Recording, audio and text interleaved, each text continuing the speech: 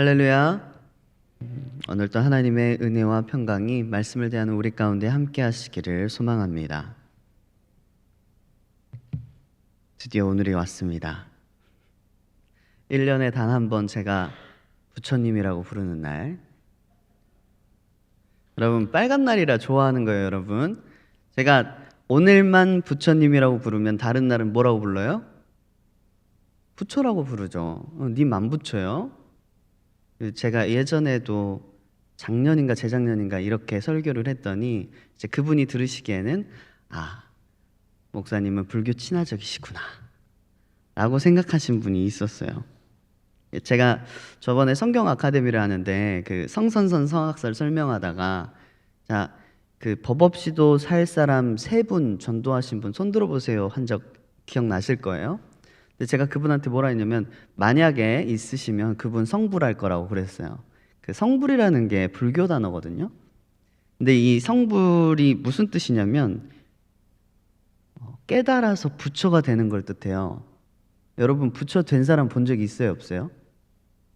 없어요. 그러니까 이 법 없이도 살 사람을 전도하는, 그것도 3사람이나 전도하는 게 그 부처가 되는 것만큼 없는 일이라를 강조한 거지 성불하세요 이게 아니에요. 그래서 제가 불교 친화적이라고 생각하시면 오해십니다. 저는 친한 중이 없어요.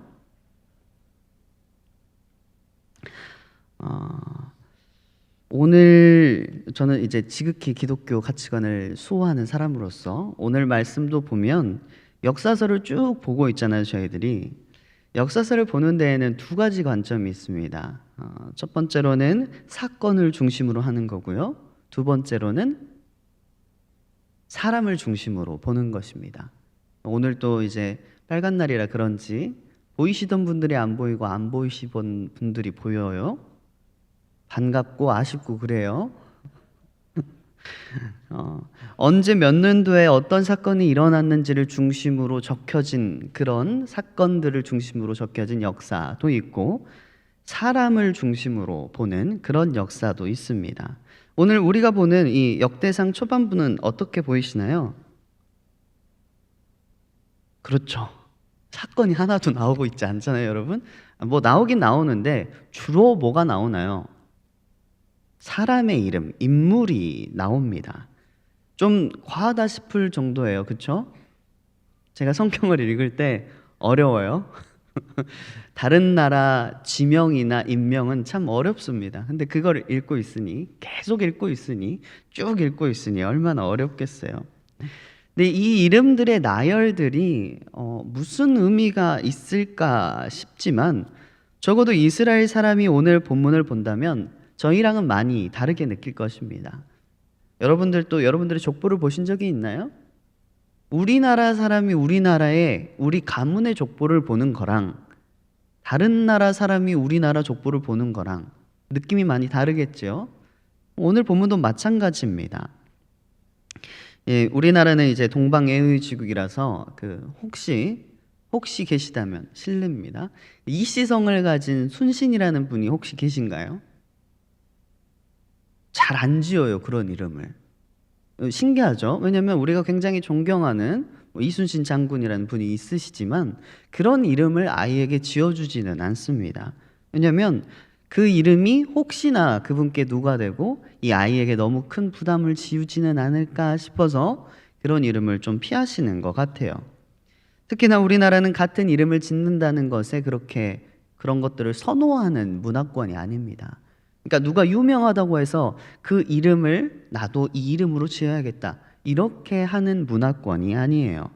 그런데 헬레니즘과 헤브라이즘의 영향을 받은 나라들, 그러니까 고대 근동 지방의 그 나라들은 존경하는 인물과 위인의 이름을 가지고 그 이름을 따서 이름을 짓습니다. 그래서 성경에 보면 아비야, 아비암 이런 비슷한 이름들이 계속해서 반복돼요. 왜냐하면 그렇게 자라고 그렇게 살고 싶습니다라는 의미를 내포한 것입니다. 내가 그렇게 하고 싶습니다. 그 이름으로 살고 싶습니다라는 뜻을 나타내는 것이죠. 그래서 오늘 이름들만 나열되어 있어도 이스라엘 사람들이 보면 이 이름이 뜻이 무엇인지 그리고 그 이름이 지금도 흔하게 사용되고 있는지, 그 흔하게 사용되는 것이라면 지금도 평이 좋은 인물일 것이고, 만약에 지금은 흔치 않은 이름, 잊혀진 이름이 되었다면 그 사람에 대한 평가가 지금 안 좋다는 것을 의미하는 것이겠지요. 이렇게 이름이나 인물 중심으로 쭉 보고 있는데 우리가 이제 친숙하지도 않고 여러 사람들이 나오다 보니까 가장 중요한 게 뭘까요? 위에서부터 아래로의 순서. 그 순서가 굉장히 중요합니다. 족보는 사람이 많습니다. 뭐 다 기록을 하고 있으니까요. 그런데 거기에서 헷갈리지 않으려면 순서가 굉장히 중요합니다. 그런데 오늘 역대기 본문 5장을 보면 그 순서가 역전되어 있습니다. 그리고 그 까닭에 대해서도 설명을 해주고 있지요. 오늘 본문 1절에서 2절 말씀에 이렇게 나와 있습니다. 이스라엘의 장자 르우벤의 아들들은 이러하니라. 르우벤은 장자라도 그의 아버지의 침상을 더럽혔으므로 장자의 명분이 이스라엘의 아들 요셉의 자손에게로 돌아가서 족보의 장자의 명분대로 기록되지 못하였느니라. 2절에는 유다는 형제보다 뛰어나고 주권자가 유다에게서 났으나 장자의 명분은 요셉에게 있느니라. 르우벤은 생물학적으로는 장자입니다. 그렇죠? 그 사실을 누구도 부인할 수가 없습니다. 많은 증인들이 있고 그렇게 살아왔던 많은 선대들이 있기 때문에, 기록에도 많이 나와 있기 때문에 그것을 부인할 수는 없습니다. 그런데 르우벤 이 지파가 이 생물학적인 장자라는 것을 내세워서 그 우선권을 주장할지도 모르는 일입니다. 왜냐하면 지금 이 시대는 이제 포로기에서 돌아온 시대거든요. 그러면 많은 것이 혼란스럽고 질서를 세워야 되는데 그 질서 중에서 가장, 여러분 우리 만나면 한국인들은 뭐 물어보죠? 나이. 그 질서에서 가장 중요한 게 서열입니다. 그런데 이제 돌아왔는데 예전에는 어떻게 했는지 모르고, 근데 내가 르우벤 지파인데 르우벤 지파가 1등 아니야? 장자 아니야? 이렇게 할 수 있다는 거죠. 그래서 오늘 본문에서 명확하게 드러내주고 있습니다. 너희들의 순서가 이렇게 역전되었고, 그 이유는 창세기 49장에 나왔던 것처럼 너는 장자의 권리를 박탈당하고 탁월치 못하리라 라는 평을 받았으므로 너는 뒤로 밀렸다라고 표현을 해주고 있습니다. 여러분, 그렇다고 해서 장자의 권리가 한 명만 이렇게 밀린 건 아니지요. 르시레유거든요. 루벤, 시므온, 레위, 유다. 근데 여러분, 장자의 명분이 지금 누구한테 가 있다는 거죠? 네, 요셉의 자손에게로 돌아갔다고 합니다. 그리고 유다에게 뭐가 갔냐면 홀이죠, 홀. 권능이 유다에게로 갔다. 그러니까 장자의 명분은 두 개가 있습니다. 모든 지파들을 통솔할 수 있는 권리, 옥새 같은 거라고 생각하시면 돼요. 그리고 두 번째는 2배를 받을 만한 축복의 권리, 물질적인 것을 2배를 받는 축복의 권리. 그런데 이 두 가지 축복이 지금 따로 떨어져서 갔다는 거예요. 하나, 모든 지파를 다스릴 수 있는 그 권리는 누구에게 갔다고요? 유다 지파. 그 홀을 통해서 누가 오시죠? 네, 많이 넘었는데 일단 다윗이 등장을 하지요. 그 다음에 그 지파를 통해서 예수 그리스도께서 오시지요.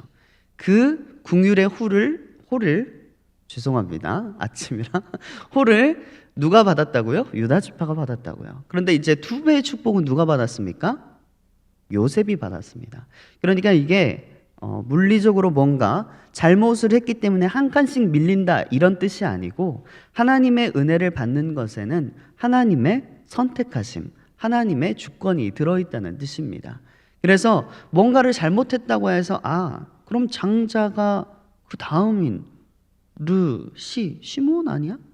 아니라고 합니다. 레위 아니야? 아니라고 합니다. 그 다음에 유다에게는 권능의 홀이 갔고, 그 다음에 이 2배의 축복은 누가 가졌다고요? 요셉 지파에게 갔습니다. 그래서 여러분들이 헷갈리시면 안 됩니다.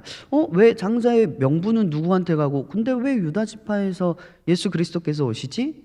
이게 서로 다르게 분리되었다는 것이지요. 르우벤은 씨는 마지막까지 르우벤이 지은 죄에 대해서 불명예를 지니게 됩니다. 죄라는 것이 사람을 위축하게 만듭니다. 저도 실수를 많이 하는 편이에요. 방금도 발음 실수를 굉장히 많이 했죠. 그 실수나 죄라는 것이 사람을 위축되게 만듭니다. 제가 한 실수가 있어서 저는 사실 이 자리에 설 수 없는데 뻔뻔해지려고 노력을 해요, 여러분. 실수라는 것이 사람 앞에 드러나게 되지 못하게 만듭니다. 그런데 오늘 본문을 보면 르우벤에 대해서 쭉 이야기가 나오는데 르우벤이 승리했을 때의 기사가 적혀 있습니다. 이것이 무엇이냐면 비록 그 족속의 지위가 낮아졌다 하더라도, 장자의 권리를 빼앗겼다 하더라도 이 상속에서 단절되거나 이스라엘 족속에서 단절된다는 뜻은 아니라는 것입니다. 끝까지 하나님께서 그를 백성으로, 그의 자녀로 계속해서 양육해 주고 계시고 그 울타리 안에 있을 때 그는 안전하고 평안할 수 있었습니다. 하나님의 은총이 그곳에 함께 한다는 것이지요. 르우벤의 많은 가족들이 있는 중에 오늘 본문을 보면 어떤 지파, 어떤 가족이 중심이 돼서 이 글이 적혀지냐면 부에라라는 가족이 중심이 돼서 적혀집니다. 여러분들 본문을 보시면 르우벤의 자손은 왜 이렇게 적지라는 생각이 들 것입니다. 왜냐하면 그 전에 유다의 자손이나 솔로몬 왕의 자손을 보면 누구 쭉 나오는 걸 보면은 그냥 눈대중으로 봐도 솔로몬부터 시작해도 20절이 넘어가는 많은 사람들이 적혀 있는데 오늘 보면 20절도 안 되는데 어디까지 와버리냐면 디글랏빌레셋 아수르 왕으로 인하여 망한 때까지 금방 와버립니다. 중간에 이 사람들이 장수하고 아이를 안 낳아서 이럴까? 그게 아니고 중간에 삭제된 사람이 많습니다. 정말 중요한 사람이 아니면 정말 이 문헌, 이 사람들은 처음에는 적지 않았거든요. 구전전승으로 전승되어 오던 중요한 사람들이 아니면 그 사람들의 이름은 다 성경에 기록되지 못한 것입니다. 정말 중요한 사람들만 적어주고 있는데 그 중에서도 누구를 적어주냐면 부에라라는 사람을 적어줍니다. 이 부에라라는 사람을 원문에 보면 두목이라고 표현하고 있거든요. 그러니까 개인적으로 굉장히 힘이 셌던 사람으로 보입니다. 부에라의 이름의 뜻은 우물입니다. 이때 당시의 우물은 어떤 느낌이냐면 생명이에요. 이 사람 근처에 모여들면 생명이 있고 이 사람 근처에 모여들면 물이 있고 이 사람 근처에 가면 우리가 살 수 있다. 개인적으로 굉장히 강력한 힘을 가지고 많은 식솔들을 거느렸던 사람으로 판단됩니다. 그런데 그도 누가 왔다고요? 아수르 왕 디글랏빌레셀의 손에 멸망당합니다. 그의 형제의 계보대로 7절부터 10절까지 보면 이때에 이랬더라라는 말이 있습니다. 자, 그러니까 어떻게 되냐면 지금 위에서부터 아래 디글랏빌레셀까지 갔다가 중간 역사로 다시 돌아가는 겁니다. 7절에서 10절은 중간 역사예요. 그러니까 이미 멸망당한 다음에 이런 일이 있었던 게 아니라 멸망당하기 전에 중간 역사에 이런 일이 있었다. 어떤 이야기를 하고 싶냐면 예전에 하나님의 말씀을 듣고 믿고 신뢰했을 때는 이렇게 승리했었는데 그런데 정말 그렇게 커다란 힘을 가지고 있고 강하였던 부에라라는 사람도 하나님의 말씀을 듣지 않으니 디글랏빌레셀에 의해서 멸망당했다라는 것을 적고 있는 거예요. 두 번째로는 갓자손입니다. 갓자손에서 굉장히 특이한 사람이 등장하는데요. 누구냐면 아비하일의 아들들이라고 적혀 있는 14절을 보시면 됩니다. 자, 갓자손도 11절부터 보면은 하향식으로 가요. 위에서부터 조상부터 이름이 가다가 갑자기 아비하일 때에 가서는 아비하일은 후리의 아들이요 야로아의 손자요 길르앗의 증손 이렇게 쭉 위로 올라갑니다. 갑자기요. 이 아비하일을 기점으로. 그러니까 이 아비하일은 굉장히 제가 성경에서 멧돼손이 나오면 어떤 집안이랬죠? 굉장히 유명한 집안이라는 뜻입니다. 여기에는 7대손까지 나와 있어요. 그러니까 어떤 집안이라는 거죠?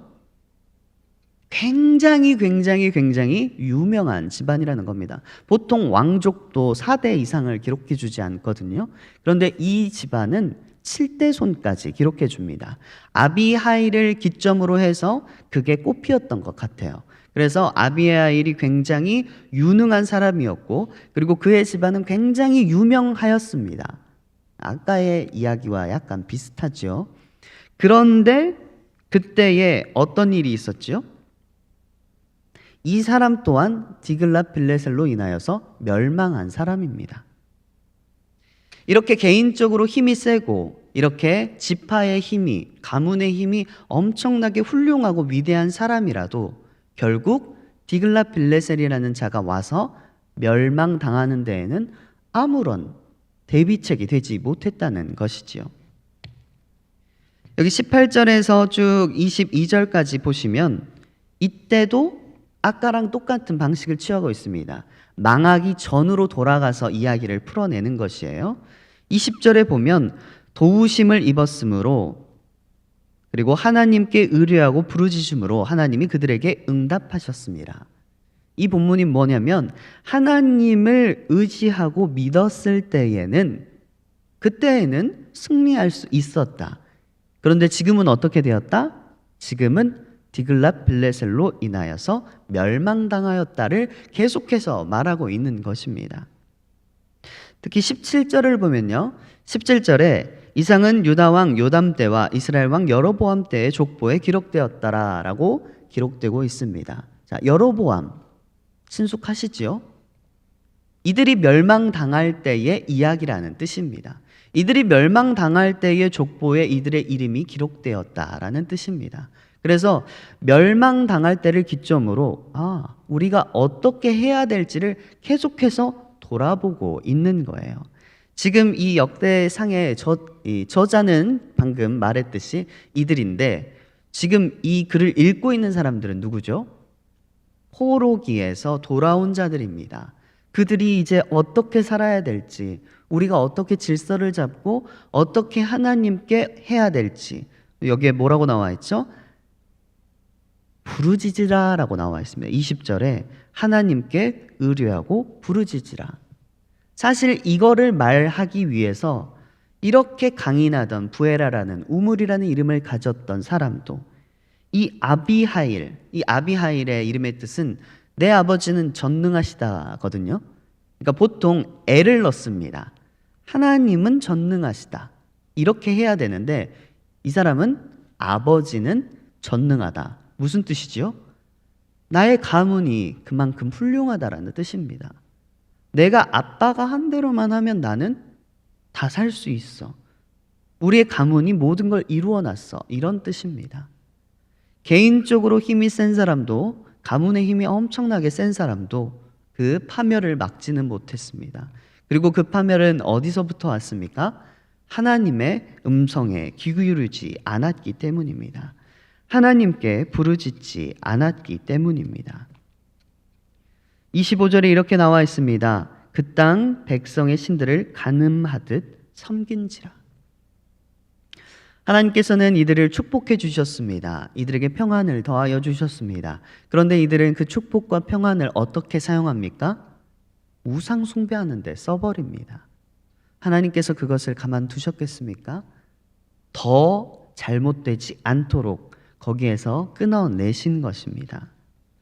오늘 저와 여러분도 하나님께서 주시는 그 은혜와 평안의 시간을 허투루 보내시지 않기를 바랍니다. 오늘 빨간 날이잖아요. 보이지 않으신 분들도 꼭 하나님께 응답을 받는, 부르짖는 시간이 꼭 있으셨으면 좋겠습니다. 하나님께서 여러분들에게 평안을 주실 때 분명히 뭘 주시냐면 소명을 주십니다. 나의 소명이 어떤 것인지 생각하고 하나님께 받은 은혜와 하나님께 받은 평안으로 그 소명을 잘 풀어내시는 여러분 되시기를 축복합니다. 함께 기도하시겠습니다. 사랑이 풍성하신 하나님, 오늘 말씀을 통해서 우리를 가르치시니 감사를 드립니다. 오늘 사람의 역사를 통해서 우리의 삶에 역사하시는 하나님을 바라보게 됩니다. 하나님, 나 혼자만의 그 힘과 나의 가문의 힘을 가지고 하나님의 말씀을 대신하려 했던 어리석음을 봅니다. 하나님, 내가 아무리 힘이 좋아도 아무리 우리 가문이 뛰어나도 하나님의 말씀을 듣지 아니하면 우리가 멸망당할 수밖에 없습니다. 그것이 오늘 역사에 반복되는 하나님의 가르침입니다.